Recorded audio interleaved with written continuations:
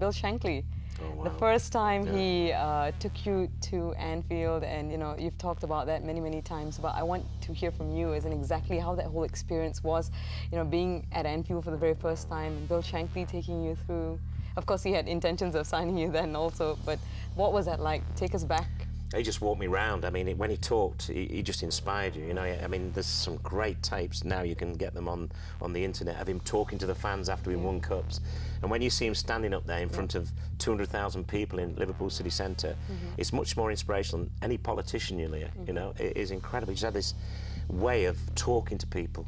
Of course, the people of my generation will remember, you know, Beckham, and you'll remember Cristiano Ronaldo and all that. But back then, you were the first real, you know, sports superstar in England, at least in the sport of football.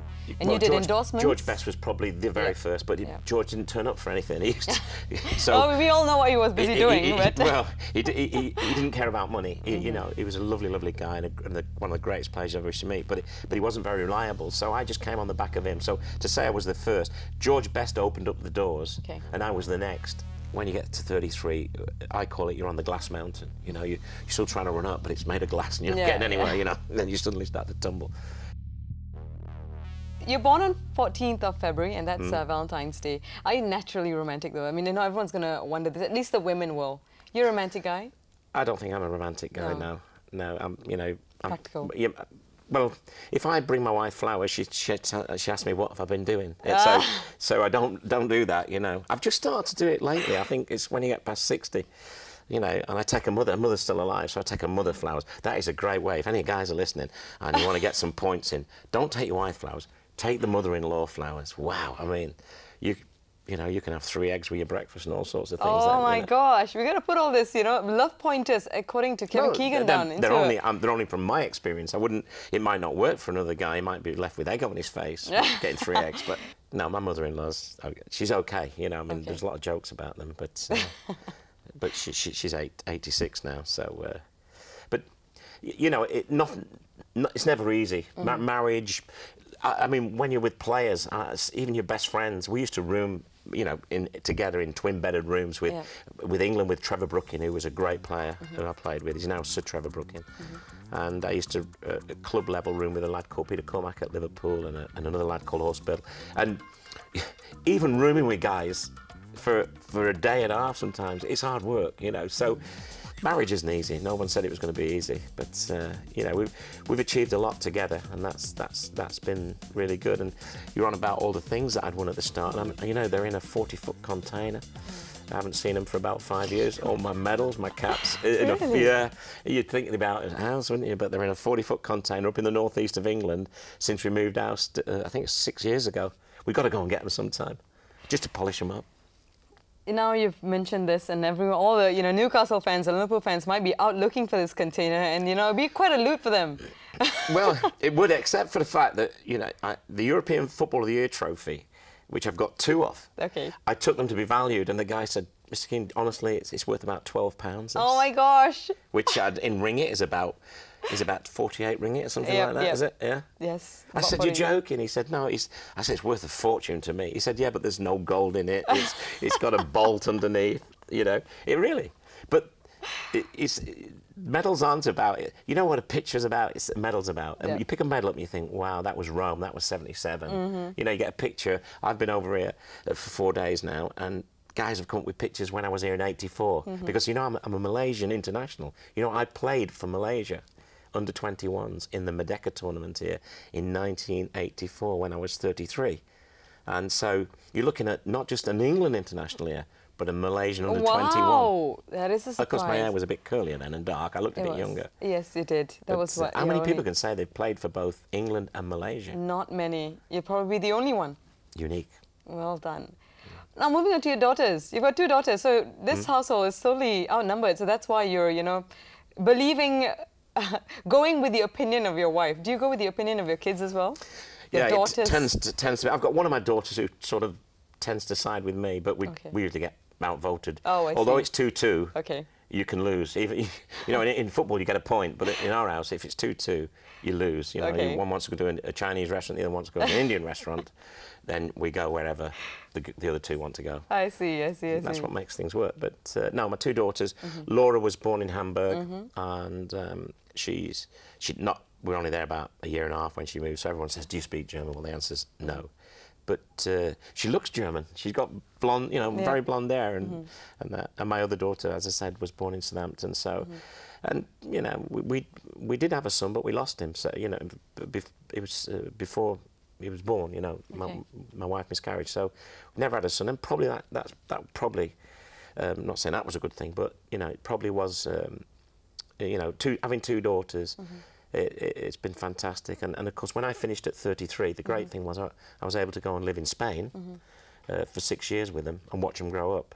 I sort of retired at 33 for 6 years, and then came back to do the Newcastle job. So I'd just been playing golf and enjoying you know, life. But seeing your kids grow from, you know, baby to 7 and be there nearly all the time, not many men get the chance to do that. So that was one of the big pluses for me, having, you know, had a good career and earned a little bit of money. I could afford sort of to switch off. And the trouble is, all the guys I was playing golf, we were in the 60s like me now. So I have no young mates. Yep, yep. Now, before we go to Spain, though, I want to ask you quickly. I mean, 2 girls, and of course, most footballers almost like want to teach their son football, or at least, you know, have that legacy carried on for them. Did you ever think, I wish I had a boy? Not really, no. And then everyone, I can remember one thing. I'll never forget. Went to Southampton when my second child was being born. I walked into the ward down there, and I hadn't seen the baby or anything. And the nurse come to me and said, "Oh, Mr. Keegan, you've had a girl. You must be so disappointed." Remember him saying that, and I thought, what a thing to say. But what she meant was, everyone assumes you want a boy. I think the only sad thing for that is that the family name. You know, that's why people want a boy. If you Google me or Wikipedia me, if those sort of things, you'll see my name's Joseph Kevin Keegan. But I was the first son, always named after your father. My father was Joe, but I was never called Joe. So when I went to school at 5 and they read the register out, they read Joe Keegan out, I didn't answer because I'd never been called it, you know. So there's parts of it. I mean, what's the point of looking back, you know? I think one of the things that I've learned that has really helped me a lot in life, and it's something someone said to me years and years ago, who I really respect. They said, Kevin, don't look back. You know, the only thing that really matters is from here on, for all of us, really. And, you know, in football in particular, when you get back with the old players, you can't help but go back. But they've got to come out of that, some of them, and they don't. You know, they're always living in the past. And Bill Shankly used to say, if you live in the past, you know, you'll die in it.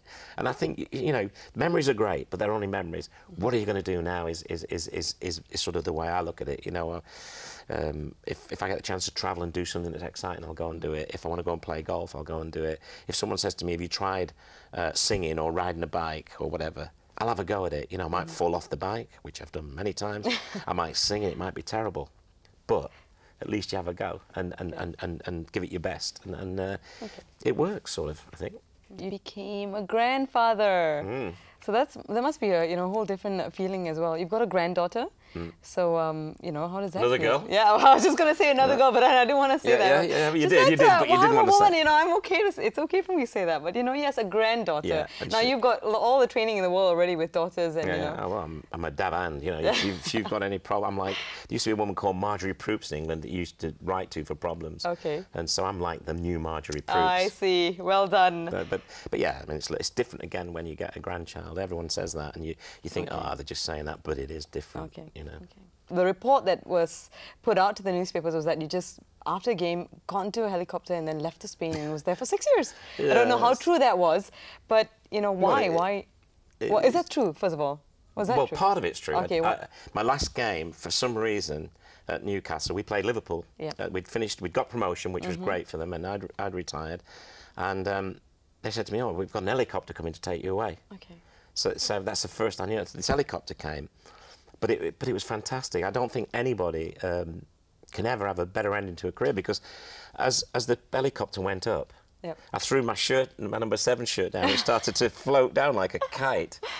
And the stadium just went, so it started on the pitch, and then the centre circle, then it was a full pitch, then it was a crowd, then it was the stands, and then it was the city, and I mean, apparently afterwards the police went mad, you know, because you can't do things like that. But I mean, it was nothing to do with me. But that's true. I sort of did that, and then I thought, right, you know, there's no point in life doing well if you don't use that to an advantage sometimes. And I thought I can afford to just go and switch off. I was only intending to go for a couple of years, to be honest with you.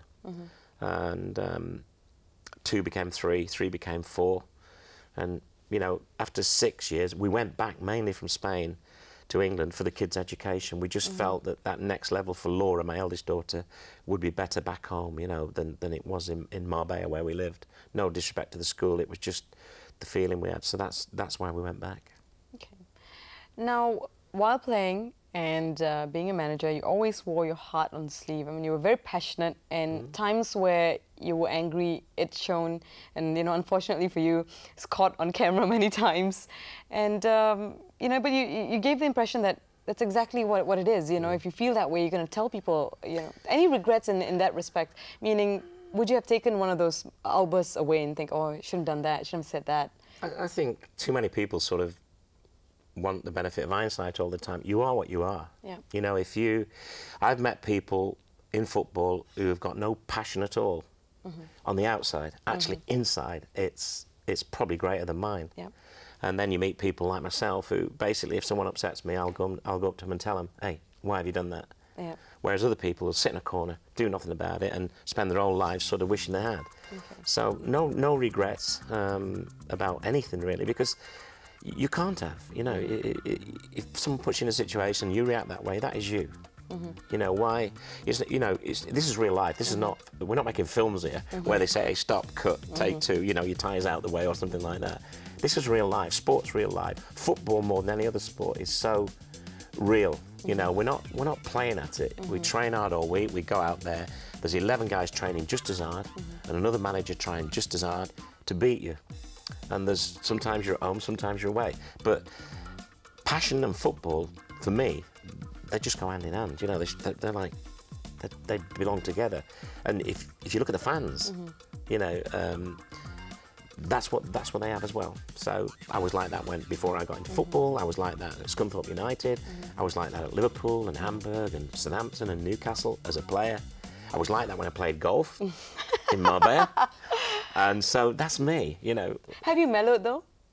Mellowed in what way? Meaning, you know, are you less, you know, of course, when you were in football, there's a lot of stress that's attached to it. And, you know, you're going to get moments where you go, ah! Yeah. But now you don't have that, you know, as much. So but I think, other moments... you know, I just think sometimes all managers, you know, I've seen Sir Alex Ferguson run on a pitch and, you know, with Brian Kidd when they won a championship and, you know, and everyone says, that's all right, you know, sort of some people get away with it more than others, let's put it that way. Yeah, okay. But I like to see passion. You know, I saw an interview from Trapattoni when he was Bayern coach, and when you interview him, he's as cool as anything, but everybody's got a point. When the one you're on about, where I said, lovely it for me, was Sir Alex Ferguson actually said something that was detrimental to the game of football. That's what upset me. Nothing he did to me. Yeah. You know, he said that he basically insinuated, more than insinuated, that other teams wouldn't try as hard against us as we did. To me, that went way beyond mind games and that. That was almost saying football's not straight. Football, in all my life in football, from, you know, being a kid right to now, and you've got to remember, I've managed and played in over 1,500 professional first-team games. I've never, ever seen something, no one ever offered a bribe, no one's ever cheated. In my leagues I've played in my teams I've played in, the worst thing ever happened to me, a guy said if you would warm up against a board at a World Cup, they might give you some money, and I wouldn't even do that. You know, I'm talking about a board at the side of the pitch, you know, which really wouldn't affect the game, and I probably could have done. But you think, oh, I'm not going to do that. You know, I'm not going to sell my soul. But no regrets. Yes, you might have picked a different team sometimes, or you might have handled a different player in a different way. You know, you could go in on a Monday, I'm sure you have it, and everybody has it, and be faced with a problem. If you'd have gone in on Tuesday, it probably would have been all right. You know, sometimes it just depends where you're at, what's going on around you, that affects your mood and that. I mean, I guess that's what part of being a human being. Okay. I'm not going to lose my temper with you. You're not going to lose your temper with me. Well done, that's good. Coming up with Kevin Keegan on Stadium Unplugged. they felt so bad having made so much, they want to give me some more money back. Yes. A number of guys who've got no hair now who come and blame me for, they say, you know, I used to have hair, and I had one of those perms you had.